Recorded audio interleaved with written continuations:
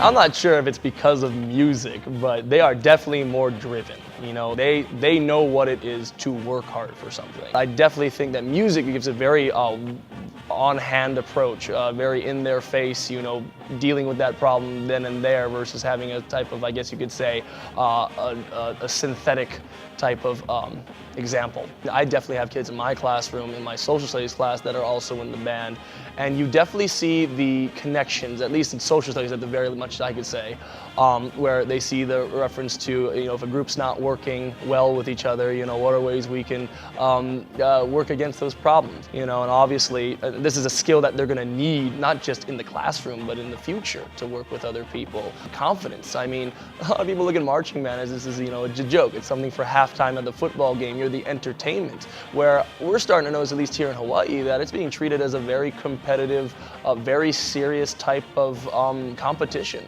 Putting competition and music together, some people might think that's a bad thing, but it really does help the kids' confidence when they see themselves improving, especially in context of other schools that would maybe sometimes be considered better than them. Time management is a big thing. I mean, they make a big commitment to marching band here. It's at least 3 hours for 2 days a week, not to mention 3 more hours on the weekend. If you got a football game on Friday, you're there for till 12 a.m. now, you know, at night. And for some odd reason, they want to keep doing it. They have fun and they learn a lot, and they still manage to keep their schoolwork in check, and that's really impressive, I think. Art class in general is meant to open your creativity, go outside the bounds, you know, outside the box, and all NCLB has really done is give you more boxes. And it was all about, you know, this standard, this standard, this standard, this benchmark, this benchmark. And, you know, I feel it's possible. You know, we could work with a system like that. But obviously it has created an atmosphere of, you know, targets, targets, targets, data, data, data. And I think it's easy to say in marching band, we don't work like that. I think that's obviously the biggest conflict between the arts and something like No Child Left Behind.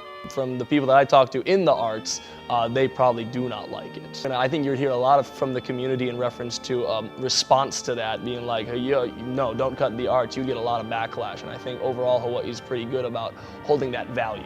I do hear horrible stories about the mainland right now, especially in California, where arts are getting cut in reference not just to music, but to, you know, fine arts programs, you know, painting, photography, along with music. Obviously, the interest is one thing that, you know, the arts will always have, but they obviously don't see the educating side of it as well, the part that can really teach these kids, or at least help them apply their skills to a real-world scenario.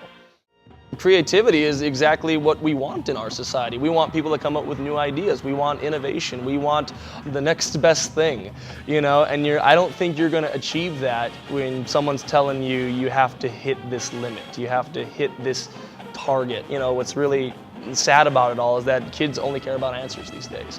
The right answers, the right thing to do. How do I do this the correct way that you want it? And you know what they're scared of? They're scared of failure. They're scared of messing up. They're scared of not doing it the way they're supposed to. And I don't think people see that that's a hindrance. A lot of people think that's a victory. They're scared of making mistakes. No, it shouldn't be like that. They should be ready to make that mistake. They should be ready to stumble and realize that that's what falling looks like. That way, I know how not to do it again.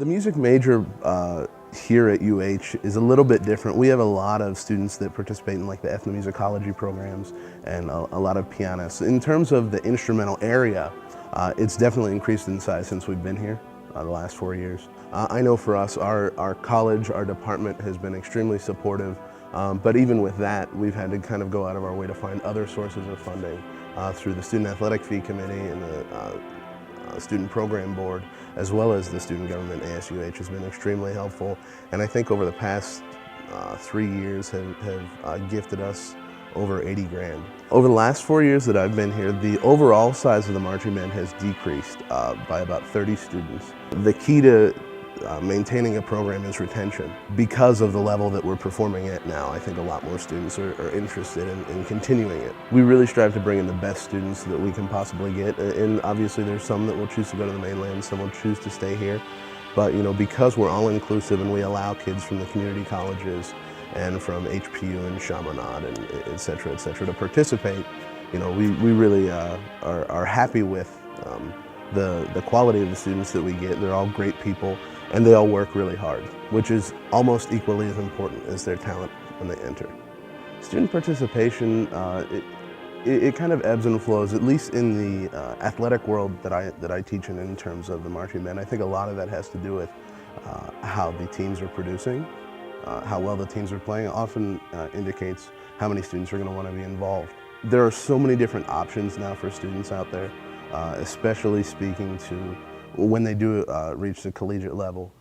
Not only things that are going to help them in their future careers, but you know, just other things for them to be involved in college.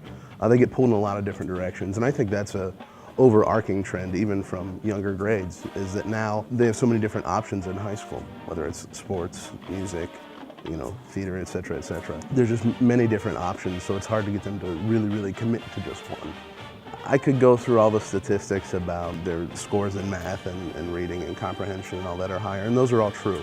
But I think more so what music gives to them, or the opportunities it provides, is a way to express themselves. For instance, many students don't have the outlet in terms of emotions or the way that they deal with issues. And because they're pulled in so many directions, I feel a lot of times music gives them that opportunity. Going through the process of learning how to play something, whether it's a new piece of music or a new instrument, that takes dedication, hard work, and a lot of time management, which is why I think that a lot of our students, especially in the fall semesters here at UH, actually do better academically because they have to budget their time more than perhaps in the spring semester. What the students are able to accomplish here, you know, they get out of it what they put into it. So if they're dedicated, if they're committed, the sky's the limit for what they can achieve.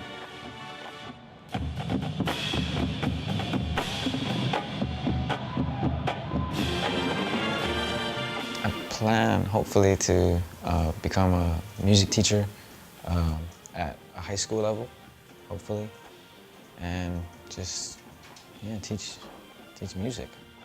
It's kind of the only thing I can see myself doing as a career, with me, you know, not having to go to work instead of just going to work. It'd be me, you know, having fun doing what I like to do. Well, if without music, I think students wouldn't have the creative opportunities without, you know, arts in general. I think it's important for kids to have that, or people to have that creative opportunity, because without the creativity side, I don't think you're going to be a important person to society. I think it helps self-esteem, but I also think it kind of tests the way you see yourself.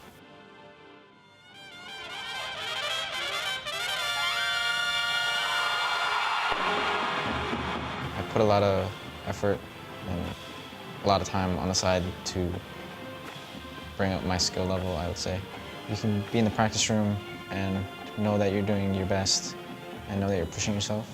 It's really positive. It makes me a better person, I think, in all.